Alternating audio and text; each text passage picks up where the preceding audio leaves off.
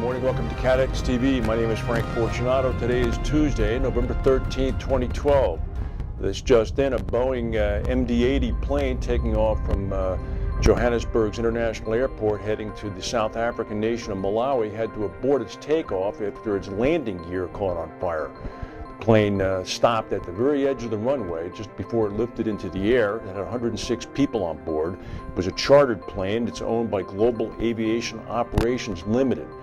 The pilot said that he was informed by the co-pilot that flames were being spewed out from the undercarriage just under the cockpit. He wisely decided to bring the plane to a full stop. The airport was closed down for several hours while the plane was removed.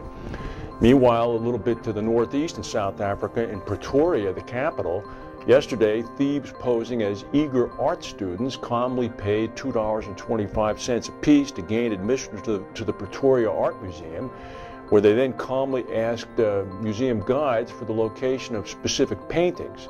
Upon being shown the specific paintings, they drew pistols, forced the staff to the ground, and calmly made off with $2 million worth of art. Some of the artists whose works were stolen include J.H. Piernoff, also Irma Stern and Gerard Sokoto. The museum has closed and has removed its most valuable assets for further safekeeping elsewhere, and they said that they now plan to increase security to prevent further thefts. It's a little bit of the barn door being shut. Munich Re reported some huge numbers. The biggest reinsurer in the world has shrugged off losses from Hurricane Sandy, raising its full-year earnings forecast after an almost four-fold increase in third-quarter profit. Their third-quarter profit jumped to about 1.13 billion euros from 286 million euros a year earlier. That beat the 750 million euro or so estimate of 15 analysts surveyed by Bloomberg. Investment income surged 65%, up to 2.2 billion euros. Munich CEO Nicholas von Baumhard said that they expect the claims from Sandy to come in the mid three-digit million euro range based on provisional estimates, but they'll still be able to meet or exceed their full-year profit targets of 2.5 billion euros. The boating insurance business is about to get slammed heavily. Recreational boating industry spokespeople say that boat destruction, especially in New Jersey, will be among the worst caused by a storm hitting the United States in history. That, of course, is from Sandy. Boats US, the nation's largest group representing boat owners, say the comment we've heard over and over again is that we've never seen anything like it. It's safe to say that Sandy is going to surpass any other storm.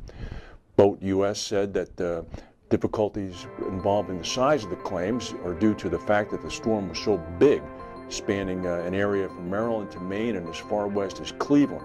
They do note that New Jersey, for example, has more than 163,000 registered vessels as of the second quarter of this year, and about 25% of them, or 40,000 of them, are located in the storm's hardest hit counties in New Jersey, Monmouth and Ocean counties.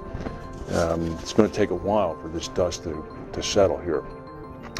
News from Paris that big French reinsurer SCOR Re has reported a 31% increase in its operating profits, up to 131 million euros for its property and casualty segment for this quarter. Their property and casualty top-line growth jumped about 22%. I'll tell you, my hat is off to Denise Kessler, the CEO of SCOR. He's brought that company back from the dead. Good for him. The Eurotunnel that runs under the English Channel from Britain to France was the scene of a big fire in 2008. Well, today, finally, the insurance claims for that event has finally ended. A final agreement with insurers over the damage caused by the blaze, which devastated the tunnel, meant that an additional 30 million euros, or 38 million US, was paid to the owners of the tunnel, bringing the total paid to 253 million euros. The company had filed claims, the owner of the tunnel had filed claims to a pool of insurers who agreed to pay 200 million euros for damages related to the blaze, but challenged further claims. After years of negotiation, the insurers apparently have agreed to pay another $53 million to make it go away.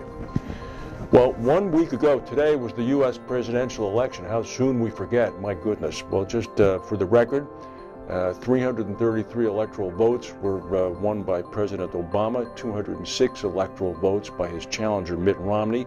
The popular vote saw about 62,278,000 votes for the president to 58,901,000 votes for his challenger Mitt Romney.